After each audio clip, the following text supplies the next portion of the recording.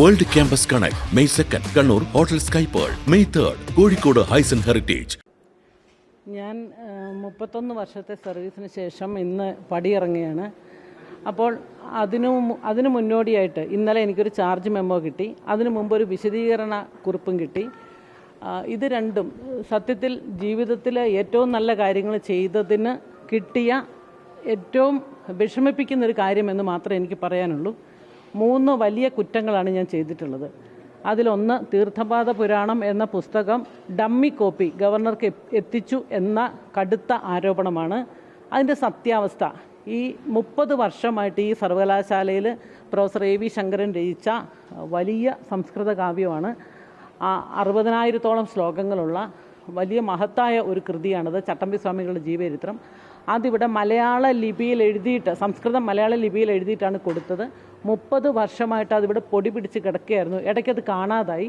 അപ്പോൾ അത് വീണ്ടെടുക്കണം എന്ന് പറഞ്ഞ് പലവട്ടം ഇവിടെ, എനിക്ക് തോന്നുന്നു നാരായണ സാറ് VC ആയിരുന്ന സമയത്ത്, MV നാരായണ സാറ് VC ആയിരുന്ന സമയത്ത് പന്മന ആശ്രമത്തിൽ നിന്നും, അദ്ദേഹത്തിൻ്റെ സമാധി സ്ഥലം അവിടെയാണ്, അവർ നിരന്തരം ആവശ്യപ്പെട്ടുകൊണ്ടിരുന്നു. അതിനുശേഷം ഞാൻ പബ്ലിക്കേഷൻ ഓഫീസറായി ചാർജ് എടുത്ത സമയത്ത് എൻ്റെ തെറ്റുകൊണ്ട് എന്നെനിക്ക് പറയാൻ പറ്റില്ല, ഒരാവേശം കൊണ്ട് ഇത് ഞാൻ ചെയ്തു തരാം, അടുത്ത ഏപ്രിൽ 19-ന് ഈ സമാധി ദിനത്തിൽ ഇത് ചെയ്തു തരാം എന്ന് പറഞ്ഞ് അത് ഒന്നിച്ച് ഒരു 211 പേരുടെ സംസ്കൃതംകാരുടെ ഒരു ഗ്രൂപ്പ് ഉണ്ടാക്കി അവർക്ക് ഇത് ഓരോ കഷ്ണമായിട്ട് ഇട്ട് കൊടുത്ത് അവരത് DTP ചെയ്ത്, അത് ഞാൻ പറഞ്ഞല്ലോ, ഇത് വളരെ പൊടിഞ്ഞ അവസ്ഥയിലുള്ളൊരു പുസ്തകമായിരുന്നു. അത് വീണ്ടും ക്യൂറേഷൻ നടത്തി ഒരുപാട് അധ്വാനിച്ച്, ഒരുപാട് പേര് ഒരുപാട് ദിവസം നിന്ന് ഒരുപാട് അധ്വാനിച്ചാണ് ഈ ജോലി പൂർത്തിയാക്കിയത്. എന്നിട്ട് എന്താ സംഭവിച്ചതെന്ന് വെച്ച് കഴിഞ്ഞാൽ, അന്നത്തെ സിൻഡിക്കേറ്റ്, അന്നത്തെ VC ആയിരുന്ന ഡോക്ടർ ഗീതാകുമാരി, അന്നത്തെ പബ്ലിക്കേഷൻ സിൻഡിക്കേറ്റ് കമ്മിറ്റി എല്ലാവരുടെയും അനുവാദത്തോടു കൂടി ഞങ്ങളിത് പ്രസിദ്ധീകരിക്കാൻ തീരുമാനിച്ചു. പ്രസിദ്ധീകരണം എന്നെ ചുമതലപ്പെടുത്തി.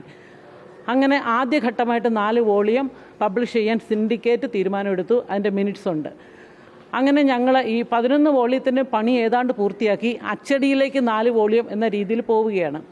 ആ സമയത്താണ് VCക്ക് ഇതിൻ്റെ ഒരു 3ാം ഘട്ട, അതായത് അച്ചടിക്ക് വേണ്ടി അടക്കമുള്ള ഫണ്ടിന് വേണ്ടിയിട്ട് ഞാൻ VCക്ക് എഴുതിയത്. അന്ന് ഗീതാകുമാരി ടീച്ചർ VC ആയിരുന്നപ്പോഴാണ് ഇത് എഴുതിയത്. അതിനുശേഷം സിസ തോമസ് മാഡം VC ആയിട്ട് വന്നു.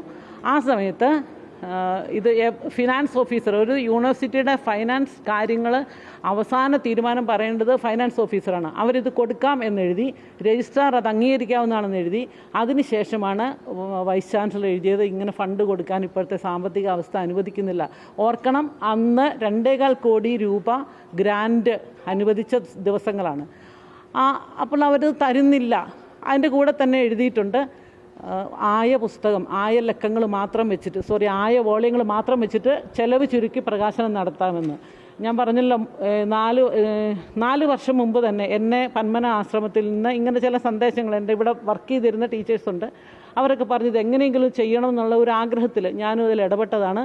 ഞാൻ ഇതിൻ്റെ പ്രകാശനവുമായി ബന്ധപ്പെട്ട് പന്മന ആശ്രമത്തെ കോൺടാക്ട് ചെയ്തിട്ടില്ല. എനിക്ക് തന്ന ചാർജ് മെമ്മോയിൽ ഞാൻ പന്മന ആശ്രമ സെക്രട്ടറിയെ വിളിച്ച്, രജിസ്ട്രാറെ കൊണ്ട് വിളിപ്പിക്കാതെ നേരിട്ട് ഈ സെക്രട്ടറിയെ വിളിച്ചു എന്നുള്ളതാണ് വലിയൊരു ആരോപണം. ഞാൻ അദ്ദേഹത്തെ വിളിച്ചിട്ടുമില്ല, അദ്ദേഹത്തെ എനിക്ക് അറിയുമില്ല. പക്ഷേ എൻ്റെ ചില സുഹൃത്തുക്കൾ അവിടെ കമ്മിറ്റി മെമ്പർമാരായിട്ടുണ്ട്, ഇവിടുത്തെ അധ്യാപകർ, അവരാണ് പറഞ്ഞത്. അതുപോലെ ഈ ശങ്കരൻ സാറിൻ്റെ കുടുംബാംഗങ്ങൾ അവരെല്ലാവരും പറഞ്ഞു ഞങ്ങൾ പുസ്തകം എല്ലാം വാങ്ങാൻ തയ്യാറാണ്. അന്ന് ഇറക്കുന്ന 100 കോപ്പി എന്ന് തീരുമാനിച്ചത് എന്താണെന്ന് വെച്ച് കഴിഞ്ഞാൽ, അത് സിൻഡിക്കേറ്റിൻ്റെ അനുവാദത്തോടു കൂടിയാണ്. പ്രിൻ്റ് ഓൺ ഡിമാൻഡിൽ അടിക്കാൻ വേണ്ടിയിട്ടാണ് തീരുമാനിച്ചത്. കാരണം നമുക്ക് ഓഫ്സെറ്റിൽ അടിക്കണമെങ്കിൽ വലിയ പൈസ വേണം. പിന്നെ തന്നെയല്ല, ഈ ഒരു പുസ്തകം ഏത് രൂപത്തിലാണ്, അത്രയും ബൃഹത്തായ പുസ്തകമാണ്, പൊടിഞ്ഞ കടലാസിലാണ് കിടക്കുന്നത്. ഏത് രൂപത്തിലാണെന്ന് അറിഞ്ഞാൽ മാത്രമേ നമുക്കത് പിന്നീട് ഓഫ്സെറ്റിലേക്ക് കൊടുക്കാൻ പറ്റുള്ളൂ. അതുപോലെ ഇവിടെ കേരളീയ സംസ്കൃത സാഹിത്യചരിത്രം ഇതുപോലെ 10-12 വർഷമായി എൻ്റെ ജോലി തുടങ്ങിയിട്ട്.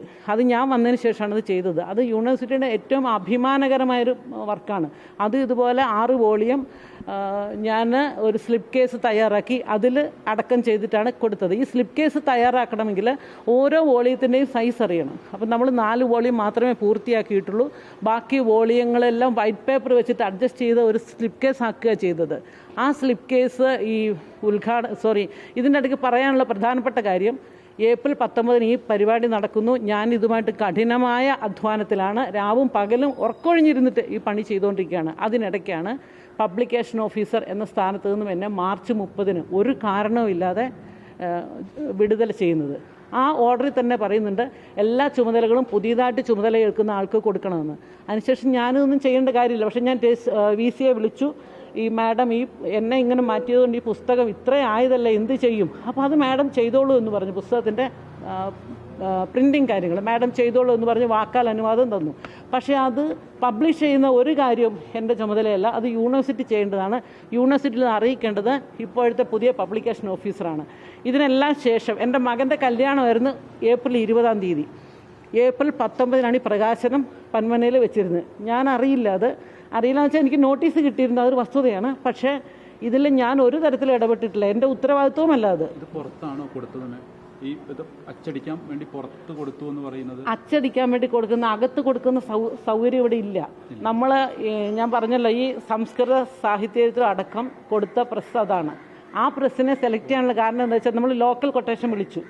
അന്ന് യൂണിവേഴ്സിറ്റി കൊണ്ട് കൊട്ടേഷൻ വിളിക്കാൻ നേരത്താണ് ഇവിടെ ഇലക്ഷൻ്റെ പെരുമാറ്റച്ചട്ടമുണ്ട്, നമുക്കതൊന്നും ചെയ്യാൻ പറ്റില്ല. പക്ഷേ ഏപ്രിൽ 19 നമ്മളിത് കൊടുത്തേ പറ്റുള്ളൂ.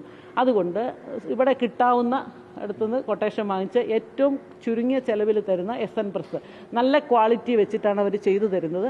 ആ രീതിയിൽ അവരെ 100 കോപ്പി, കാരണം പ്രിൻ്റ് ഓൺ ഡിമാൻഡാണ്, അത് ശരിക്കുള്ള ഓഫ്സെറ്റ് പ്രിൻറ്റിംഗ് അല്ല. അന്ന് പോയി ഗവർണർക്ക് കൊടുത്തതിൽ വെള്ള പേപ്പർ ഞാൻ അങ്ങനെയല്ല, ഞാൻ ഗവർണർക്ക് കൊടുക്കാൻ ഇത് പറഞ്ഞിട്ടില്ല.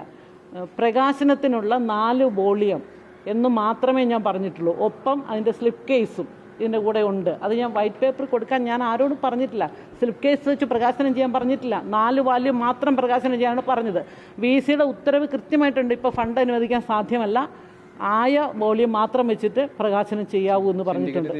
സിൻഡിക്കേറ്റ് തീരുമാനം അതാണ്. അതിന്റെ മിനിറ്റ്സും ഉണ്ട് 4 വോളിയം. പിന്നെ എങ്ങനെയാണ് മാം ഇതിനകത്ത് ഈ ഒരു പേപ്പർ വെച്ച് ഡെമ്മി കേസ് വന്നത്? എങ്ങനെയാണ് ഡെമ്മി കേസ് വന്നത് ഞാൻ പറഞ്ഞല്ലോ, എൻ്റെ സ്ലിപ്പ് കേസ് ഉണ്ടാക്കുക, അത് വളരെ പ്രധാനപ്പെട്ട ഒരു കാര്യമാണ്. ഓരോ വോളിയം ചെയ്ത് അത് സ്ലിപ്പ് കേസ് ആക്കി, ഇവിടുത്തെ കേരളീയ സംസ്കൃത സാഹിത്യത്തെ എടുത്ത് നോക്കിയാൽ നിങ്ങൾക്കറിയാം. ആ ഒരു സ്ലിപ്പ് കേസ് വെച്ചിട്ട് വേണം അത് ചെയ്യാൻ വേണ്ടി. സ്ലിപ്പ് കേസ് നമുക്ക് വെറുതെ ഉണ്ടാക്കാൻ പറ്റില്ല, കറക്റ്റ് സൈസ് അറിയണം. അതുകൊണ്ട് അത്രയും പേപ്പറിലുള്ള വൈറ്റ് പേപ്പർ വെച്ചിട്ട് അത് ബൈൻഡ് ചെയ്യുക ചെയ്തത്. ആ സാധനം സ്ലിപ്പ് കേസിന് വേണ്ടി മാത്രം ഉണ്ടാക്കിയതാണ്, ഒരിക്കലും പ്രകാശനത്തിന് വേണ്ടി ഉപയോഗിച്ചതല്ല. 4 വോളിയം മാത്രമേ നമ്മൾ പ്രകാശനത്തിന് വെച്ചിട്ടുള്ളൂ. പിന്നെയും ഇഷ്ടം പോലെ ചാർജ് എൻ്റെ നേരെ വരുന്നുണ്ട്, പരാതി വരുന്നുണ്ട്. ഇവിടുന്ന് പോയിട്ടും ഞാൻ ഫയലുകളിൽ ഒപ്പിട്ടു എന്നാണ് പറയുന്നത്. ഞാൻ മാർച്ച് 29 അവസാനം വന്നത്. മാർച്ച് 30 തൊട്ട് ഇന്നലെ വരെ ലീവാണ്. ഇന്ന് പത്രത്തിൽ കൂടെയാണ് ഈ വിവരം അറിയുന്നത്. അപ്പോൾ 1-ാം തീയതിയാണ് എന്നെ പുറത്താക്കുന്നത്. 1-ാം തീയതി പുറത്താക്കിയതിന് ശേഷം ഞാൻ ഫയലുകളിൽ ഒപ്പിട്ടു എന്നാണ് കുറ്റാരോപണം. ഒന്നും രേഖകളോ ഒന്നും പറയുന്നില്ല അല്ലേ? എനിക്ക് അറിഞ്ഞു, അതെങ്ങനെ സംഭവിച്ചു എന്ന് എനിക്കറിയില്ല. എന്നെ ടാർഗറ്റ് ചെയ്യുകയാണ്. അതിൻ്റെ പല കാരണങ്ങളുണ്ടാവാം. എന്നെ സംബന്ധിച്ചിടത്തോളം അഭിമാനത്തോടെ ഞാൻ പറയട്ടെ, ഇവിടെ ആദ്യമായിട്ട് സീനിയർ പ്രൊഫസറായ ആൾ ഞാനാണ്. പ്രൊഫസറായതിനു ശേഷം 10 വർഷം, അത് വെറുതെ കിട്ടിയതല്ല. ഞാൻ ഒരുപാട് അധ്വാനിച്ചിട്ട് വാങ്ങിയൊരു സംഗതിയാണ്. ഒരുപാട് അധ്വാനിച്ചിട്ട് തന്നെയാണ് പദവിയിലെത്തിയത്.